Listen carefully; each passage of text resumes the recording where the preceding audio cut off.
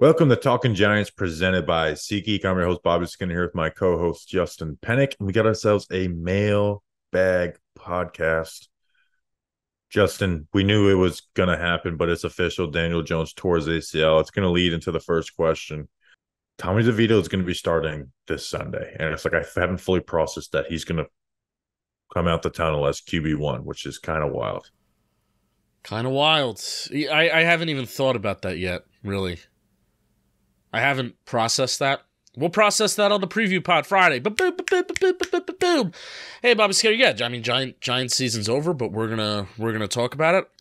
This mailbag is interesting because this is probably the most that we'll lean into, like off-season questions, probably in the month of November before we get to the December and January. Yeah, at least with the QB draft. Like we're gonna do it this week because Daniel Jones tore his ACL.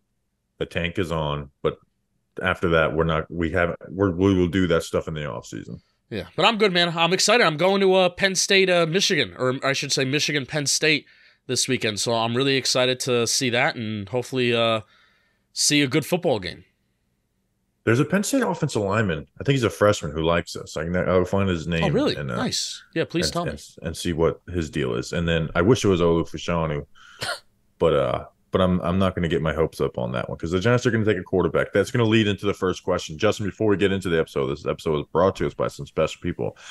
Alex Weiss or Wise Alex. Justin with a Y, like Justin Ross. Remember when you changed your name on Twitter to that when we were trying to get him as a UDFA? I did. Where did he go? Chiefs. The Chiefs. And then David Johnson, the former Cardinals running back, David Johnson. Justin, who are these former Cardinals Chiefs players? I really liked David Johnson. Pretty big physical guy, right? Patreon.com/TalkingGiants. That's where these wonderful, wonderful people go. And I'll tell you what makes them even more wonderful. If you're signing up for our Patreon when the Giants are this bad to get... Hey, I think they're pretty good perks, but to come on and hang out with us watching these shows live, especially if it's after these losses because the tank is on, choo-choo.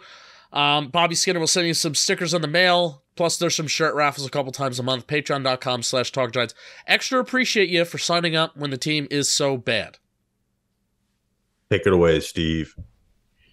Mail time. Mail time. The mail's here. Come on. Bye, guys. Here's the mail. It never fails. It makes me want to wag my tail. When it comes, I want to wail.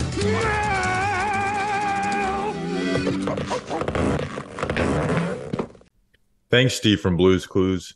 Justin, let's get into the mail. Oh boy, it is November 8th, and we are talking about this. Matt Fusco at MattyFusk12.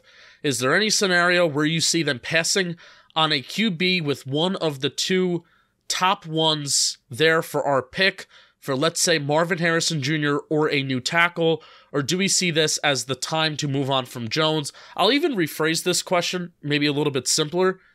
Do we think the Giants as of right now are maybe quarterback or bust in the draft? Which I know you maybe have some interesting philosophy on if a team should just be quarterback or bust.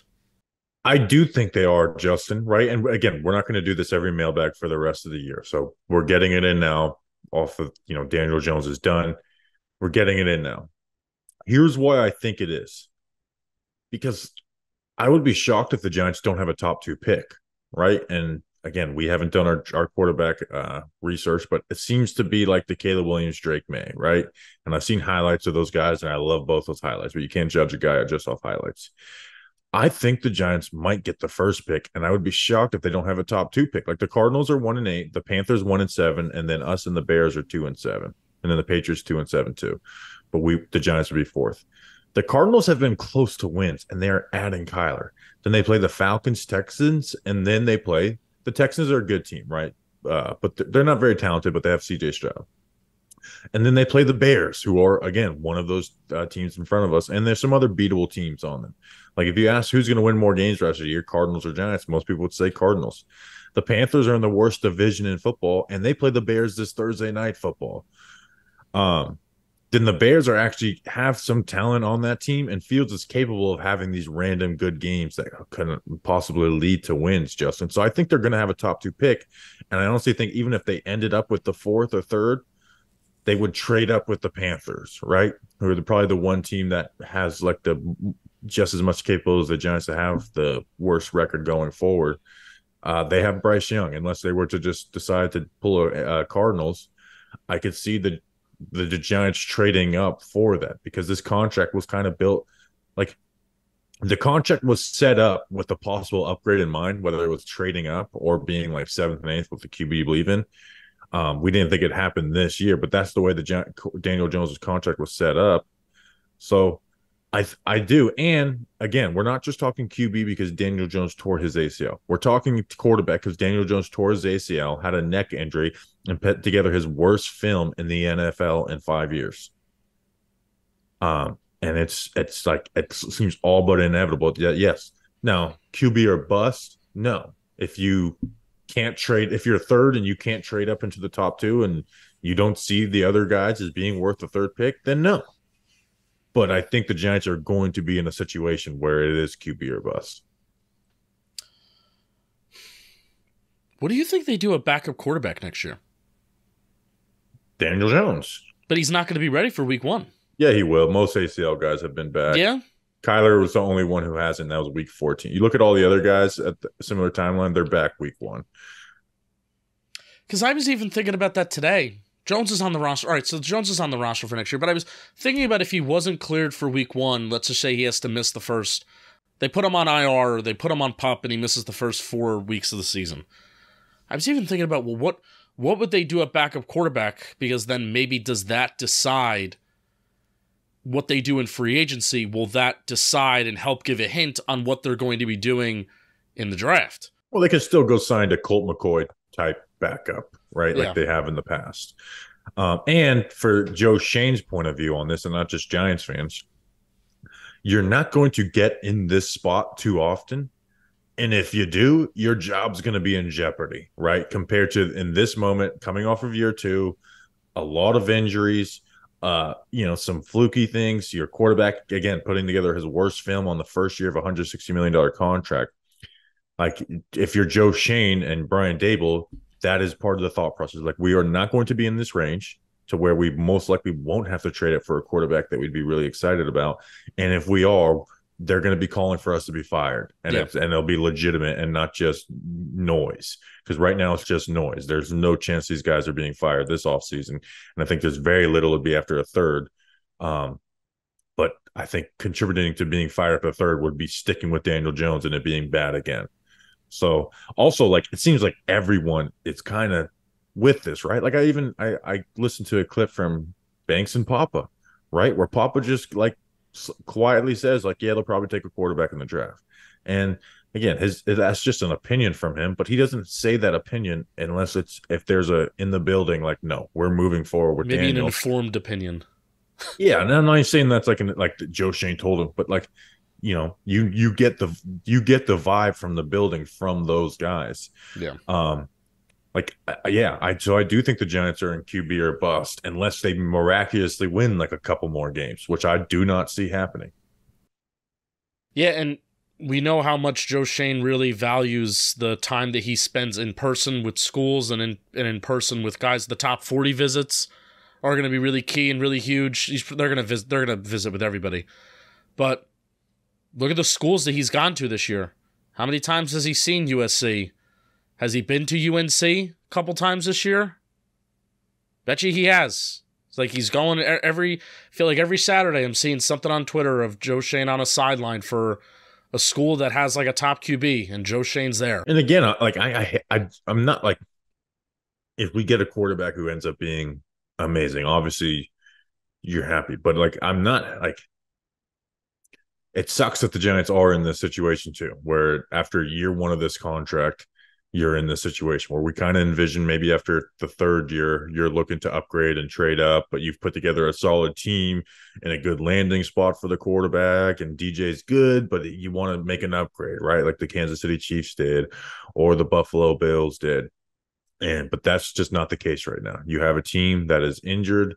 You have a quarterback who's played very bad and now has 2 major injuries.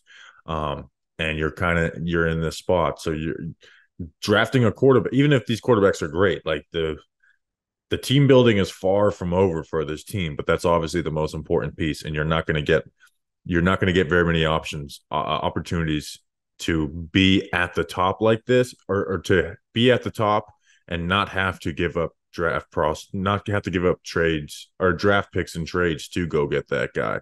And I think the Giants are very well aware of that and will take advantage of it. Yeah, I mean, we were picking in the 20s last year, Bobby. And I think one of your arguments was, this is even when we signed Daniel Jones too. One of your arguments was, good teams continue to pick in the 20s. And they continue to draft well. So it's so crazy how we're going from that talking point of, yeah, Joe Schoen and Brian Daboll, hopefully we're just picking in the 20s and the late teens every single year. Every single year. Hopefully that's what we're doing. And now, well, hopefully they are, and hopefully this is it. And that's why you're saying that this is why it's so almost imperative that you take a quarterback now, so you don't have to mortgage future investments and future draft capital if there is a quarterback in the near future that you want, but you're not picking at the top end of the draft. Yeah, and again, I'm not saying just take a quarterback for the sake of taking a quarterback, but if Williams and May are the guys that people think they are, which is like the top two touted guys since, Lawrence. And if you have a top two pick and not have to trade up, like, yeah, you kind of have to. Like if you end up at the sixth pick overall, no, I don't think you're QB or bust at that sixth pick. I do think you maybe try and move the trade up if one or two is willing to trade down. But if you are in that top two and you have your shot, those guys, yeah, you have to take that swing. And it's not just taking swings at Zach Wilson and shit. So again, obviously it's not perfect. Like, just because those guys are highly touted does not mean they'll be good. And again, we haven't even watched them on our own. But yeah, I do. If you ask me to bet, like, not just a bet, like I've never been more confident in the Giants picking a position than I am right now. In 5 years of doing this. All right, fair. Even more than left tackle in 2020. Yeah, because the Isaiah Simmons stuff was, the smoke around that was real. Yeah. And they had Nate Solder. Yeah. And they believed in him, which is crazy, but they were going to start him at left tackle again. Drake May and Caleb Williams, any of them seniors? Caleb Williams, no. No, I don't think either one of them will be at the Senior Bowl. Penix will be, though, your brother. Who? Oh, Penix. Your brother, Penix. Yeah, Giants can't draft him. I can't have my name, even though it's not the same name, but I can't have my name associated with the success of this franchise or not, because people will blame me. That's how that works. You think I sound crazy, I will get DMs saying it's my fault. Do you want to move on to the next question? Oh, it's your fault now. Next question. You all that talking about injuries and training camp. Remember that? Yeah, my fault. My fault. Sorry, guys. That was all me. And that makes me even more mad because I complimented them so much about, they're so healthy and they're dealing with things so well. Fuck me. Connor at KT5up. Press Connor. Connor. Oh, yeah, there's only one N. Excuse me. Do we need to address Xavier McKinney's character? After the AT quote, feels like he's the only guy in the locker room attempting to start a media storm and has hardly been accountable. Is he echoing the true feelings from the defense, not in the locker room just seeking an opinion? Excuse me. The finger pointing with him is becoming such a huge trend, and it's getting very frustrating. And I have the quote. He said, honestly, it sucks, but I don't know, man. I don't really have many words. I think that from a leadership standpoint, I don't think they've done a great job of letting the leaders lead and listening to the leaders and the captains, said McKinney, one of the team's 10 captains elected prior to the start of the season. But obviously, it sucks losing. It's just been tough, he said. I don't want to speak on it too much, but that has been my frustration. It's tough losing your quarterback. We tried to fight through, but we couldn't. So, fortunately for the Giants, it seems to be one guy, which is extremely controllable from a team, right? And I don't think this is a situation where guys follow his lead. Plus, other leaders kind of said so. Like, I don't know where he's coming from that. And he had some like turkey drive or whatever, and basically said that they talked about it. Him and the coaching staff or whoever. And another thing is like, which player on this defense, Justin, do you think like, they're looking up to him, right? Like if Dex was doing this, I could see this bleeding into the Ashawn, not even the Ashawn looks up to him, but like just I could see that bleeding to Ashawn and Nacho and Jordan Riley and DJ Davidson. If Okereke started doing this, I think he's like, do you think anybody in that defense like with Odell, when people say, well, the locker room loves him, look, that's kind of some part of the issue is that they will follow his lead. I don't think McKinney's a leader despite the fact that he has a C on his chest. No, you saw it with Logan Ryan, how he actually took like a leadership role. You even see it with Adoree Jackson. I don't know if Adoree Jackson would be like, yeah, I'm a leader. But you see it with Adoree Jackson, and you have some of the young corners rallying around him. There's a lot of young safeties on this roster, and you don't feel, I mean, hey, we follow this team every day. You watch all these press conferences. We were at camp every day. I don't feel like the young safeties in that room are rallying around the leadership and the example of Xavier McKinney. And so it's just getting frustrating with McKinney. Like, why do you keep doing this finger pointing thing? I just don't understand it. And again, what do you talk like? And here's the thing is, like, I put on the film, right? And I see the Raiders score on a speed sweep touchdown to Jacoby Myers, right? And I'm watching to see, okay, they ran the nickel blitz, good call versus right time, kind of unfortunate for the Giants defense. And then I'm like, is McKinney jogging? And I go back and watch him. Like, it looks like he's jogging. Like, and not just at the point of the corner of the end zone, like well before. And so I put it on Twitter, and I was like, does anything else feel off from this play? And everyone immediately kind of confirmed what I thought. I was like, yeah, McKinney's jogging. And that's what pisses me off is like, dude, you want to be a leader? Lead by fucking running to the ball. And I'm going to use a quote from his position coach, and I'm so glad we have this from the archives to point this out, because Jerome Henderson was asked about this when James Bradbury and Logan Ryan pulled up on a play. And honestly, a play that was less egregious than this, because I think if McKinney fully hustles, they might actually stop a touchdown. I don't think Ryan and Bradbury would have. But Jerome Henderson asked about it. Yeah, obviously I'm bothered by that. And someone asked, well, do you think they would have stopped the touchdown? He said, we'll never know. And that's the issue. I'd like to know. That's the type of shit where it's like, that's the shit Brian Daboll has to nip in the bud now. And like, you got to be hustling to the ball and play. If you're not playing for everyone else, play for yourself, especially you, upcoming free agent. Here's the thing, Justin. I do think I don't know if he stays with the Giants. I think he has delusions of getting a big contract, and I don't see a big contract being out there. Yep. That's part of the reason why I don't think he may not stay, is because I think he views himself as a top safety. And, you know, there was a team that paid Landon Collins the highest safety contract of all time. So you never know that there may be a team that views Xavier McKinney like that. You know, I think maybe the NFL is not maybe prone to make that same mistake again, but you never know. I was very curious to see, like, this came out, Jordan Ronan put this out the night of the Raiders game. So clearly this was a locker room reaction. This wasn't like, you know, any kind of like sourced up thing or private conversation. This was Xavier McKinney directly saying this after the game. Very, very bold strategy, Cotton. Let's see how it plays out. Because man, if I'm Joe Schoen and I'm Brian Daboll and I'm saying this and it's like you're not heard, bro, go be heard on another team. That's kind of like what I'm saying. And my argument has always been that, like, I don't think he's going to get a big contract, and the Giants. So I don't want the Giants to be in the position of letting good drafted players walk, especially with the lack of talent on their team. And I don't think McKinney's going to get a big contract, but he might just go test free agency and just take the best deal he gets from another team, because the Giants are going to pull the offer eventually, you know, similar to Julian Love. Obviously, he's a better player than Julian Love, but he just sounds salty about not getting a contract. And this is the second coaching staff he points fingers at very weirdly. Like, hey, if guess what? And that's the thing always, like, if you played under the last coaching staff, you would be getting that big contract. Yet you had to feel like to take shots at them after, you know, out the door. I think you're right about the green dot, by the way. That's another thing. He got the green dot strap from him. Do you think they just took it? Do you think they were just like, oh, you know what? I just think Okereke. No, I think they did not like the way Xavier McKinney handled those play calling duties. I think the defense substitution-wise, and remember it was a constant problem last year where there were 10 men on the field? Yeah. I think they've been much better in that department this year, which is, you know, credit to it hasn't happened. I think the one time it's happened this year was on offense versus the 49ers. Yeah. So, what was I going to say? Green dot, because that's what he was praising this coaching staff the most last summer and last training camp. Being like, and that's what he was throwing shade at Patrick Graham, and that's when all of this kind of derived from.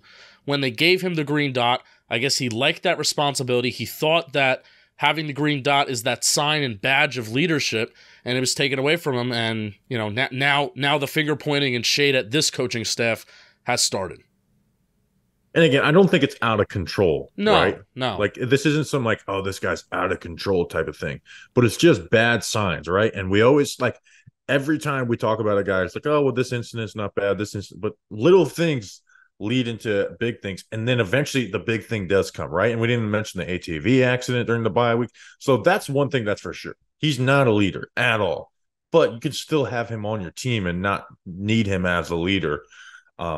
It's just, I think what it comes down to is, does he get delusional come Giants contract offer in the beginning of March time? Because if he's delusional, then I don't think he's a Giant, because they'll find out what his offers are, right? After the combine. After the combine is when we should figure out what's going to happen with McKinney. It will be leaked out of like what McKinney's seeking out there. And at that point, we should have something figured out with him. But again, it is very frustrating that this guy's he just points fingers all the time. Like, and to the media, right? It's one, I understand, like, when you lose, there's going to be issues in the locker room. Like, there's going to be little issues in the locker room, some that we hear from, some that maybe leak out. But to just like willingly, like, just throw your coaching staff under the bus, like, it's just unnecessary and stupid. It is not the quality of a leader. And what was AT's response, by the way? Because the question alluded to that.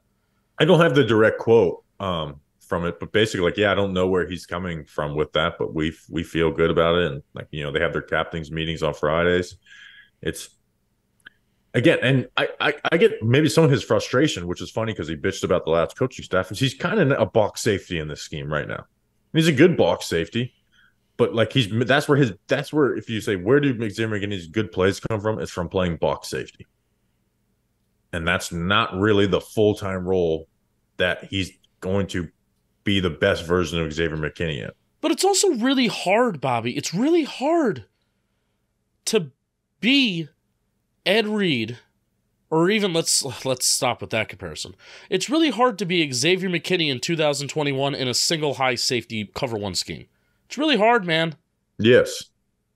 That's why you see the Baltimore Ravens now. They have 3 awesome safeties that can do a lot of different things, but those 3 awesome safeties that they have, 2 primary ones, it's Kyle Hamilton. Then who else right now is leading the league in interceptions? Geno Stone. He's like their third safety, but still, he's their third safety, leading the league in interceptions. And when you have a system that's too high, and this is what Patrick Graham had, and instead of whole field responsibilities, you have half field responsibilities. That's where you could start baiting the quarterbacks into, I think you have this guy open on the sideline. You have a whole shot throw here, but I'm going to close on it like this. And it's easier to do that when you're playing half field versus whole field. And that's McKinney was great in that role thing. Too. Which McKinney was great in that role too, the rolling. But even if like a team is like, hey, we want to put him back in that role, you're still going to compete against the market, and you're going to see a guy who hasn't gotten an interception in 2 years. But yeah, hopefully whatever meeting they had has got him to stop doing the fucking finger pointing, because it's immature. And again, he's not a leader. I like him to have him on the team going forward. I don't want to lose a good player, but he's not a leader. Yeah. Whether he has a captain's badge on his chest for the rest of his Giants career or not, he is not someone who's a leader on the team. Yeah, I agree. I just hope that this isn't the start of more guys joining in on the fun. And right now it doesn't look like it is, right? But as this season's going to get bad. And so there's going to be issues. Can those issues be manageable issues?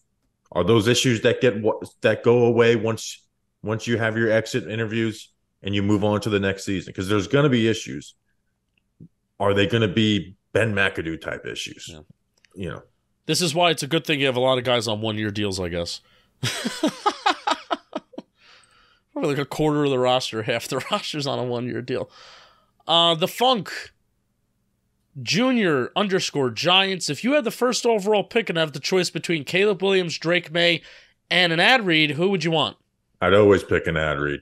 Today's episode is sponsored by Shady Rays. 'Tis the season of giving Shady Rays to people. Get the perfect gift for Thanksgiving or whatever holiday for a special someone, yourself, or both. Our friends at Shady Rays have you covered with premium polarized shades and quick swap now goggles that won't break the bank, which is big. They don't break and they don't break your bank. Shady Rays is an independent sunglasses company that offers an unrivaled product that's just as good as any expensive pair we've worn. Durable frames and world-class optics for all outdoors adventures.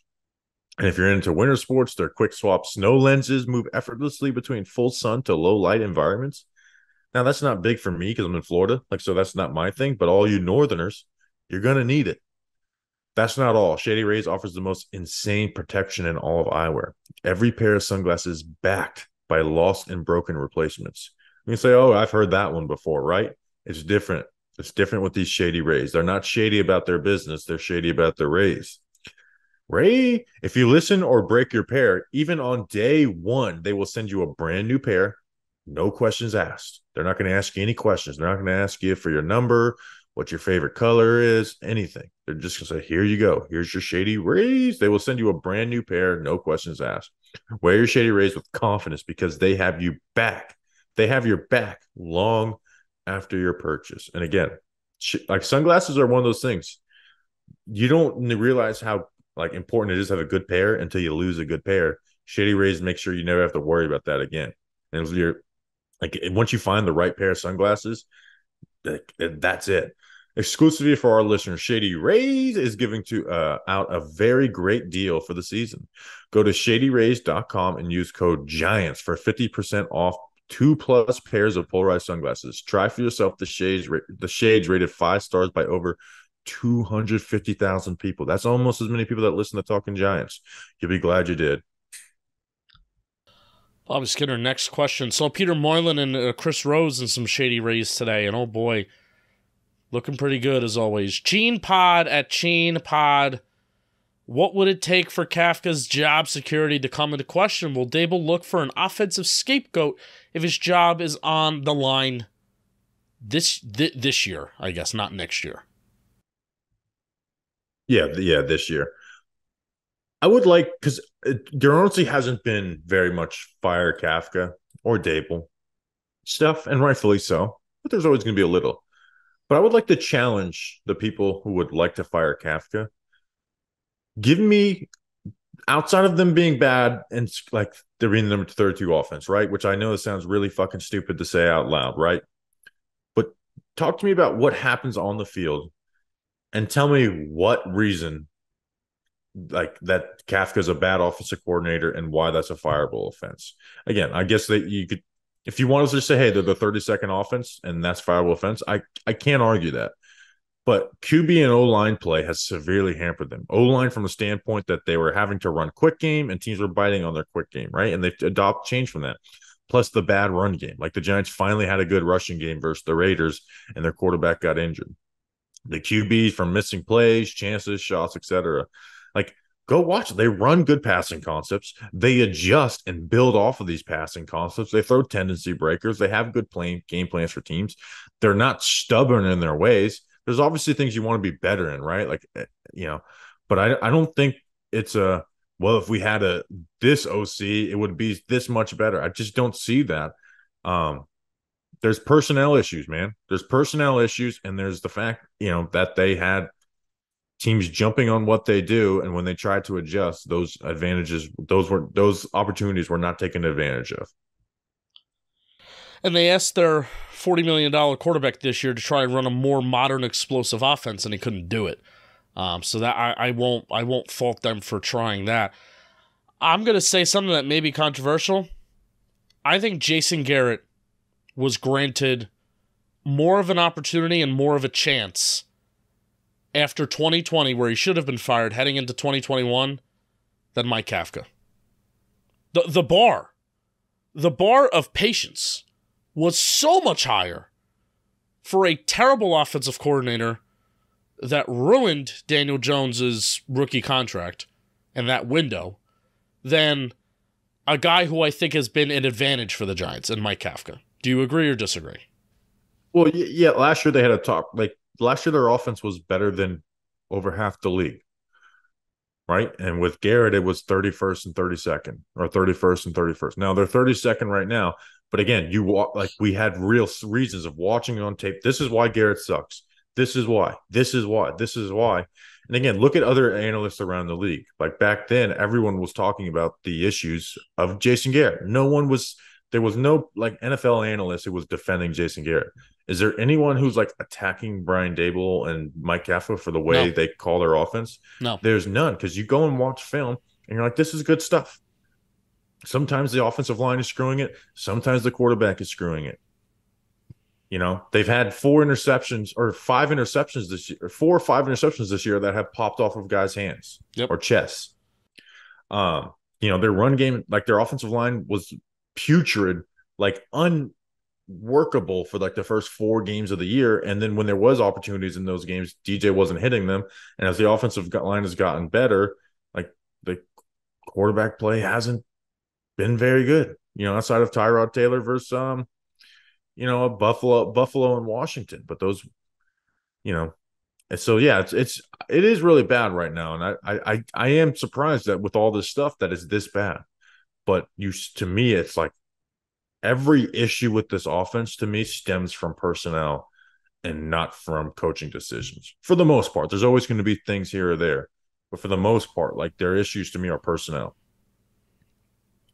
Yeah, I agree. And, you know, going back to that first question, if there is going to be a new quarterback here next year, I would like Mike Kafka to have the opportunity to work with him. You know, I'm not saying that, oh, you know, well, look at what he did with Patrick Mahomes earlier in his career. He could do the same thing. I'm not sitting here and saying that, but there's pedigree of Brian Dable helping Josh Allen go from what he was his rookie year and what he was as a prospect to taking a jump and, you know, being an elite quarterback. You know, Kafka's first job in the NFL was like as the offensive analyst. He was basically just helping Mahomes like learn shit while he was on the bench behind Alex Smith. Both of these guys have experience with helping elite quarterbacks get to where they're at. Were they going to be elite, maybe even without them? Probably, whatever. You know, the conversation is that both of these guys have helped 2 of the best quarterbacks in the NFL get to where they are at, and I would like both of them to work with, hopefully, the next elite quarterback that the Giants have. So I hope Mike Kafka is still here.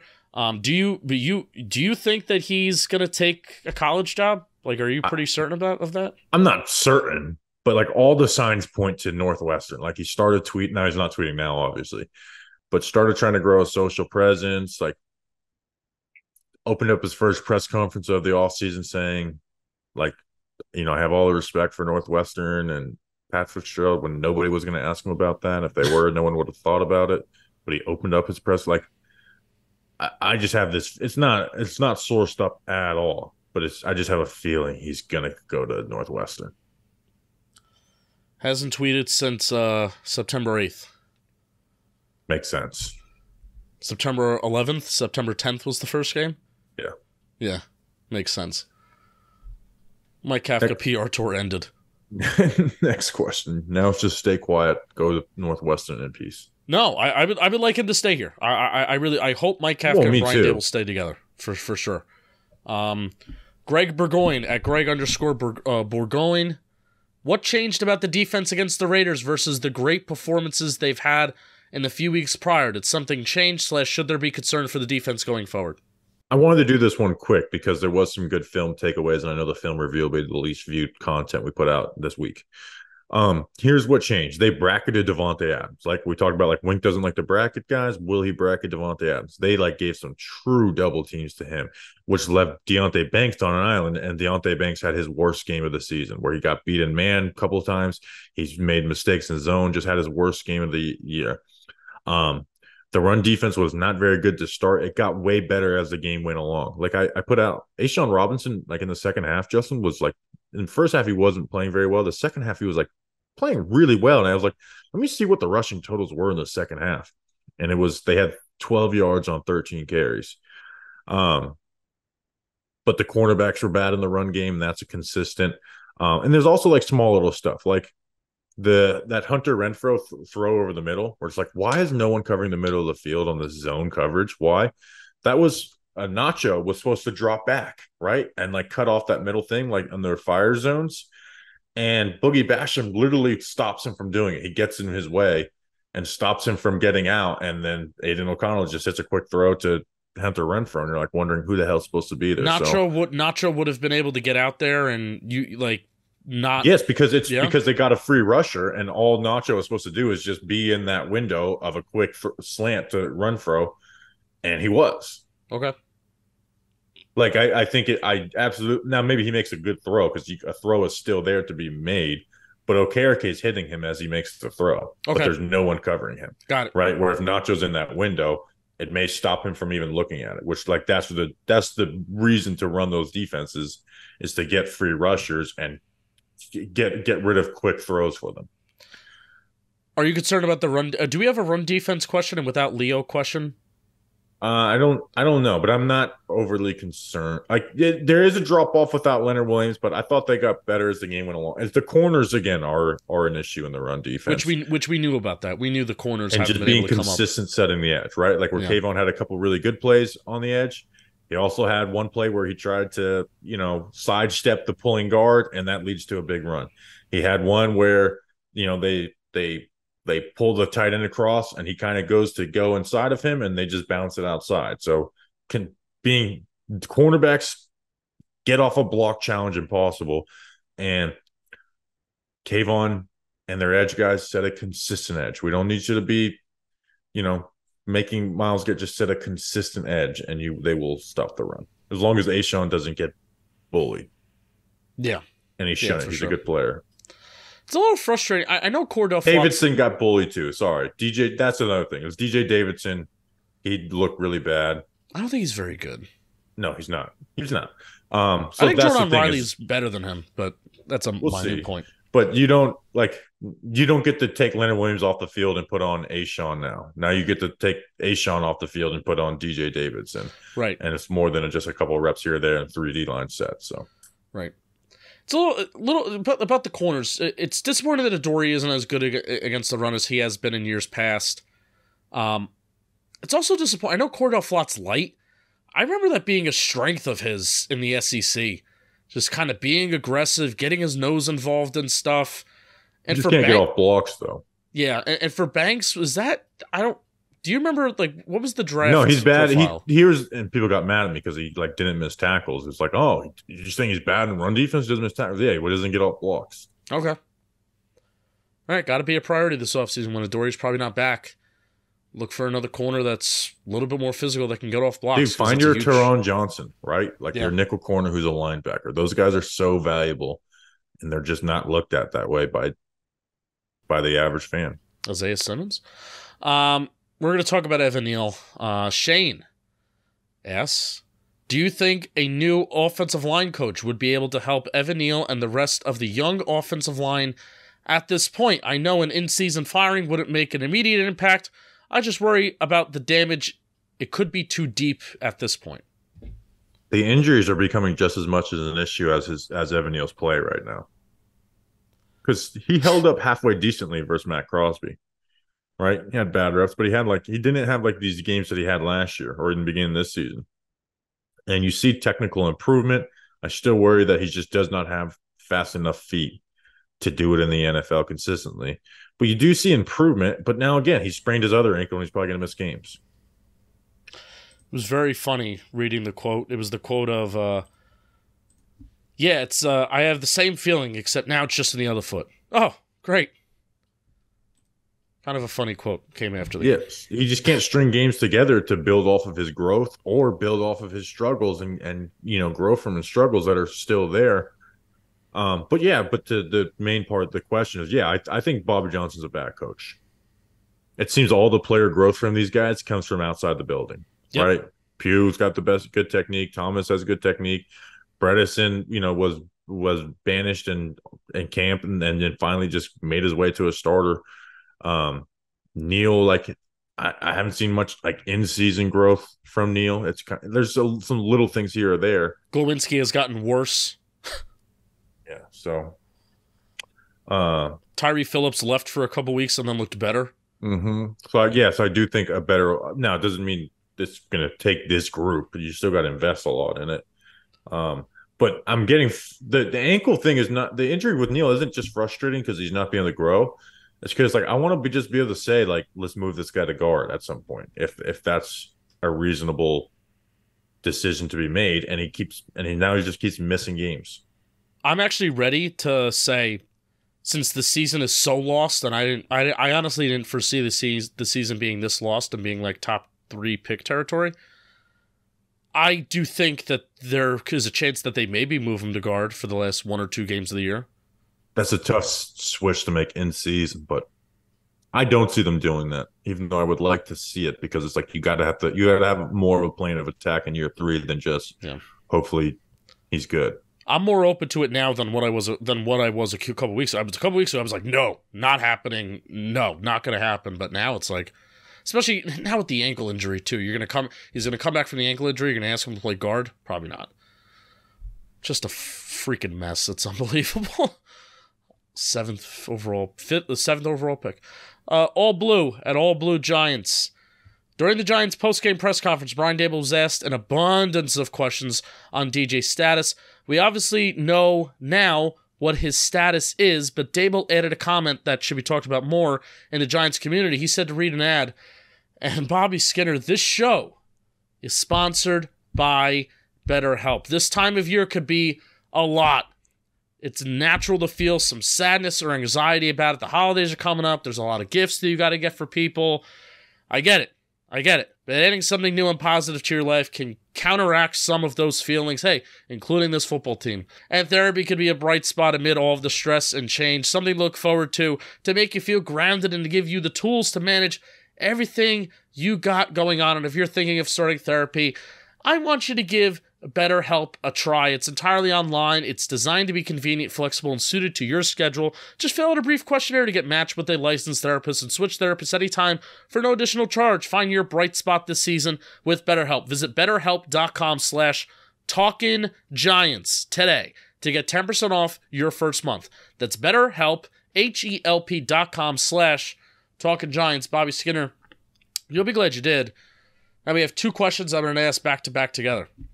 Robert Pupkin at Bond_Bond25.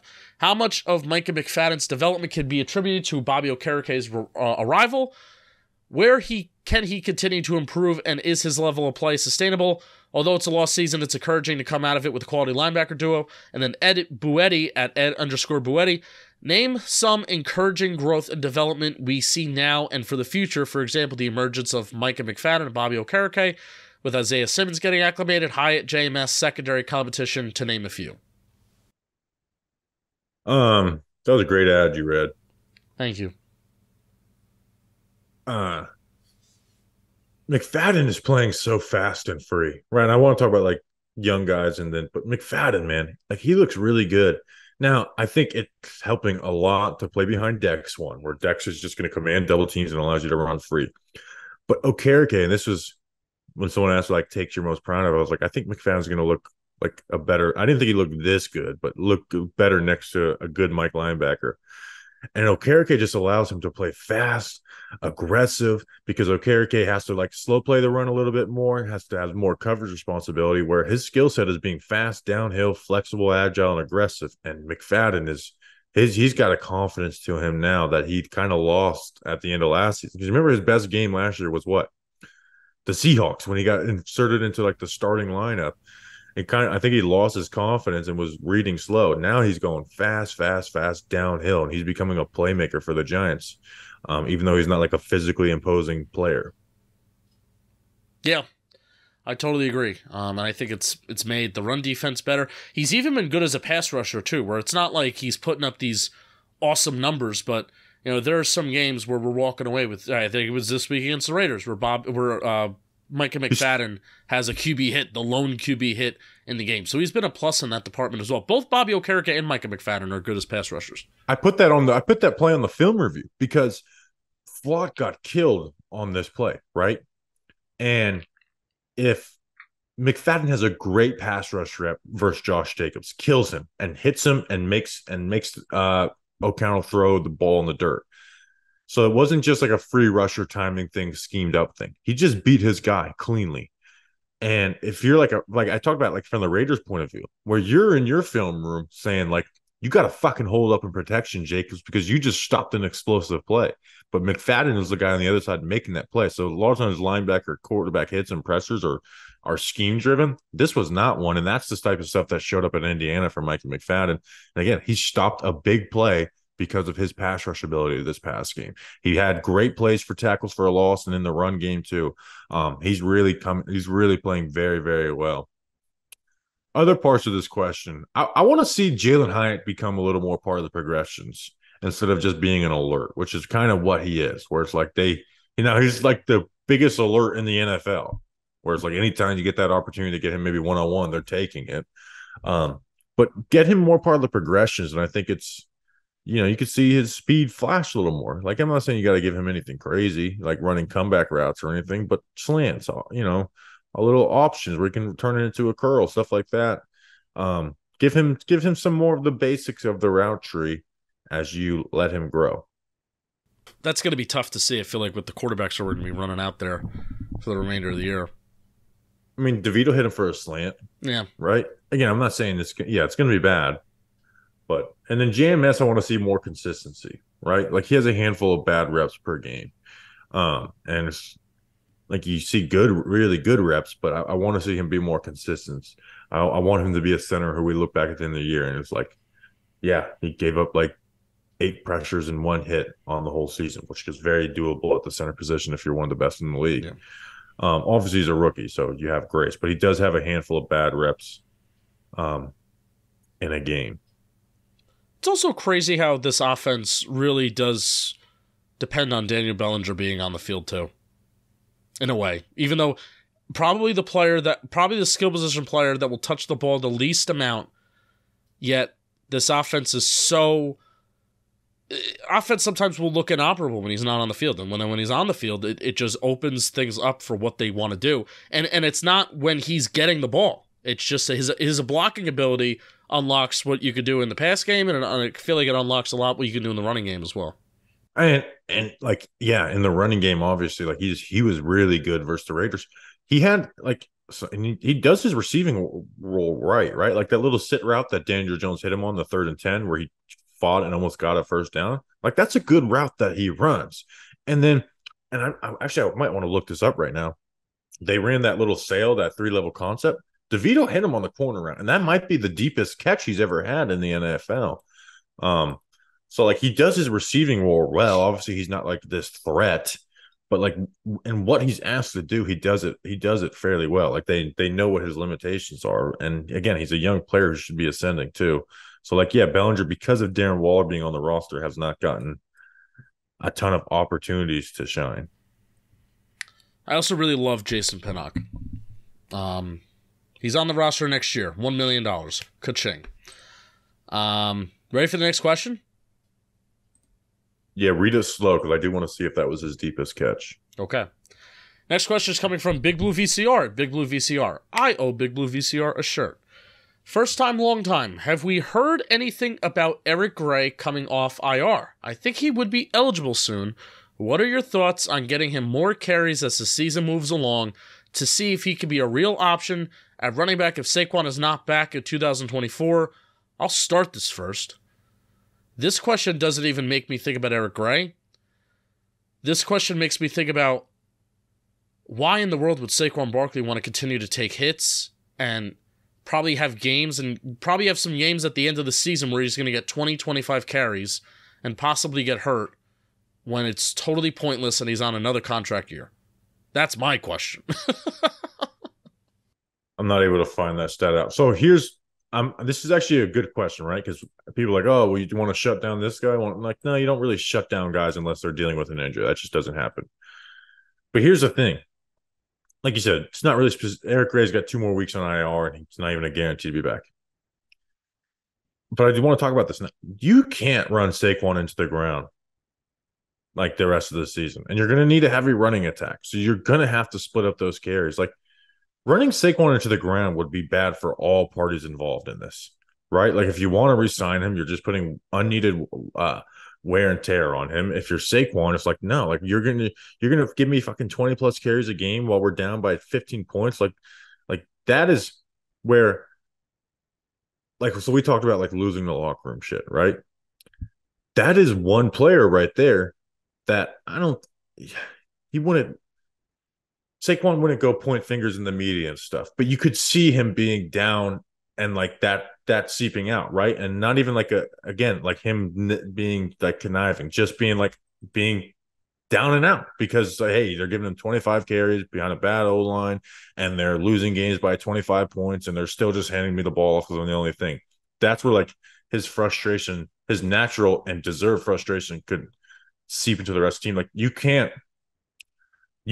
start games run heavy, but don't run this guy into the earth. Like it's just not good for anybody involved. Give Breida some carries, give Gray some carries when he comes back. Yeah, so I actually think this is a good question because just giving him an insane workload is just not worth it for anybody. Yeah, I agree. I'm glad that's where both of our brains went. Like, I didn't necessarily go to Eric Gray, but I was like, oh, man, I don't know if Saquon would want it. Hey, if even if he wants it, man, like, because he's a guy, like, Saquon Barkley is Mr. Giant, right? Saquon Barkley is Mr. Team. And, like, hey, Saquon's like, hey, hand up. I'm used to losing seasons. If you want to give me the ball 20 times in week 16 against the Los Angeles Rams, I'm all here for it. Let's do it. But I also don't know if that's, like, it's not the smartest. I don't think it's the smartest thing for the Giants, and it's definitely not the smartest thing for Saquon Barkley. Because I do think Saquon Barkley's back. So why are you going to just run him into the ground for no reason? I agree. No reason. And a guy who's gotten injured often. Like I don't think it's good for any party. Even if he thinks that, Coach, I want the ball. You're like, no. And even if it's your best chance to win, it's again. And people are saying, "Oh, you don't want to win." Like they're obviously they want to win. Yeah, they're going to want to win, right? They're not thinking about that shit. Shane may not want to win, but the rest of everyone else is. And that kind of leads into the next, or not the next question, but the question after that. Yeah. All right, so Zach Morris at Zach Morris 21. I think it's pretty obvious DeVito starts this week and it'll be a bloodbath. If Eason did get signed, Jacob Eason. So Jacob Eason gets signed. Do you think Barkley or Eason will see starts this, Matt Barkley that is, Barkley or Eason will see starts this season, barring absolute disaster, or do the Giants just ride it out with touchdown Tommy DeVito? There's every option sucks. Yes. Here's what DeVito has for him. He's got a little bit of arm talent, like in the 25 and below range, and he can throw a nice deep ball with touch. He's not going to be firing balls in there. You saw it with that interception. The thing that he has best going for him is he can move. And that's going to be important to not look like a total clown show as this season goes along, is the ability to move, right? And when after 2021 with us, right, we're like, I don't want to spend a lot of money on my backup QB, but I just want him to be able to move. Because if you put him immobile behind this line, it's going to be really bad. The issue with DeVito, though, is although he can move, his eyes go down versus the blitz and pressure, and teams are going to start, like, you were playing the Cowboys this week. It's not the Raiders. Like they're going to bring fucking pressure. But from a clean pocket, he can make some good throws. Like, he had the second highest yards per attempt in a game for the Giants this year. Tyrod versus the Commanders was number 1. Yeah, having a lot of interceptions helps that stat, but yes, not average depth of target, yards per attempt. Like completed yards divided by. Well, that's attempts. What I'm saying. Completed yards. That doesn't include the Yes, I get what you're saying. So he made like a couple like down the field throws, and a couple not hole shots, but like not the easiest reads ever. But again, versus the Raiders, you had a clean pocket all day. You're not going to get that going forward. So Barkley will run an offense the best, but he can't move. And then Jacob Eason, I'm going to be real with you. I have no fucking clue what Jacob Eason does besides that he was Jake Fromm's backup at Georgia. There you go. I think that tells you everything you need to know. He's got like the arm. He's 6'6", so but he also doesn't know the offense at all either. Besides rookie minicamp, he was there this year. All right, next question. This is coming from Cam at CamMutt_23. What should Dable's message to the team be for the rest of a lost season? I personally think he should tell the team to read an ad. Who are the pretenders? And who are the contenders? The Giants are pretenders. They just are like realistically bad. We're more than halfway through the NFL season, but DraftKings Sportsbook is still pumping out unbeatable offers every single game. New customers can bet just $5 on anything to get $200 instantly in bonus bets. DraftKings isn't stopping there. All customers can take advantage of a sweetener offer every single game day. Get in on the football action with DraftKings Sportsbook, an official sports betting partner of the NFL. Download the app now and use code WORLD. New customers can bet just $5 on anything to get $200 instantly in bonus bets. Only on DraftKings Sportsbook with code WORLD. The crown is yours. Read verbatim plus add to description. Gambling problem? Call 1-800-GAMBLER. Visit www.1800gambler.net. In New York, call 877-8-HOPE-NY or text HOPE-NY. In Connecticut, help is available for problem gambling. Call 888-789-7777 or visit ccpg.org. Please play responsibly. On behalf of Blue Hill Casino and Resort, Kansas. Licensee partner Golden Nugget, Lake Charles, Louisiana. 21 plus, age varies by jurisdiction. Void in Ontario. Bonus bets expire 168 hours after issuance. See sportsbook.draftkings.com/football terms for eligibility and deposit restrictions, terms, and responsible gambling resources. You'll be glad you did. Justin, last question. This is where you're wrong. The Giants are competing. Pretenders versus what? What was the phrase? Contenders. Contenders. Okay, so they are contending for something. We're contending for the number one pick. And Vanny at Van NY Fresh 777. Are we in full tank mode yet? Here's why I am. And you know me, I'm an anti-tank guy. My arguments have against it, just like the idea of like as a fan, is that you can't control it, right? And the team is going to try and win no matter what. So I'm not going to lose. Even if they win a game, I'm not going to fucking be crying like a baby, but I will be a little bothered. Second, like the last number one pick in the NFL to win a Super Bowl for their team is Peyton Manning, quarterback wise. Eric Fisher won with the Chiefs because you technically with the Giants they had to trade for Eli. Now you have Burrow and such, but number one pick is kind of a team that won't win long term. And I've always just been like they're going to win games, right? With DJ, I just didn't see like top two as realistic, but without DJ and without Tyrod Taylor, I do. And I kind of get them to have my cake and eat it too, right? Because it's like I just want to see Giants players play well, but they can play well, and they're still probably going to lose because of the quarterback spot now. Yeah, Andrew Thomas, JMS can play well. Kayvon Thibodeau can play well. Deontay Bank, they can all play well because the offense just won't score points, and they won't be explosive. So basically, it's gonna hurt. It'll hurt the receivers because they probably won't play very well, and then everybody else can play well. Go ahead, have fun. Yeah, it's gonna hurt Saquon too.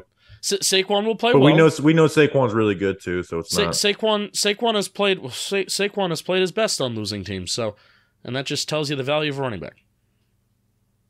Sorry. Saquon played. Dude, if the Giants had good quarterback play versus the Raiders, they would have had like 400 yards passing. There's so much shit out there to be had. Yeah. I started saying that sentence today. So I was at the warehouse. We're filming Blitzball Battle 4.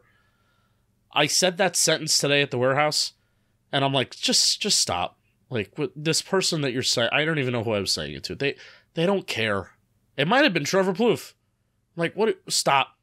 What are you saying? They don't care. It doesn't matter. So are we in full tank? Are we in full tank mode yet? I feel like half the questions I haven't even answered on this mailbag. I don't care. And I don't feel bad. I don't feel bad saying that at the end of the episode. Well, here's the thing: if the Giants do win some games, what I won't do is be like fucking boo-hooing on the fucking Twitter and shit. No, I have no control over that. They are going to try and win. Yeah, so I'm not like, and I will have I will have joy in Giants players playing well. Like it goes back to obviously this is a much different situation than that, but like the Andrew Thomas Bowl, where I'm like, DJ just threw 5 touchdowns. This is sick. And people are crying because they didn't get Chase Young. And look, we ended up getting Andrew Thomas. And that's the other thing is It's not about drafting high always, it's about drafting good. But in this situation, drafting high would be sick if you're good at drafting. I think it also depends how you win too. We're like, we won that game in 2019 because Daniel Jones balled out. And it's like, you know what? Even though this hurts the draft pick, it's like, yeah, Daniel Jones, hopefully a future franchise quarterback, just balled out and threw for 5 touchdown passes. And him and Saquon Barkley looked really, really freaking good. If we win a game because Kayvon Thibodeau has 2 forced fumbles and he picks them both up for touchdowns, I'll be pretty freaking stoked. If we start winning games 10-7 and it's just bullshit, then I'll be like, yeah, not as fun. If you're going to win, make it fun. How about that? Winning is always fun. If you win 10-7, I don't know how fun that'll be. I mean, would the Jets win have been fun? Oh, so fun. That would have been 10-7. Kayvon Thibodeau take over the game. That's what I'm saying. Yeah. Make it memorable. It's not about the moment, it's about the memory. And we come back. All right. So we will be in Buffalo this Sunday at Danny King's Dorm. We appreciate you guys. We'll see you on Friday with Danny King for a preview pod. Yay. Until then, let's go Big Blue.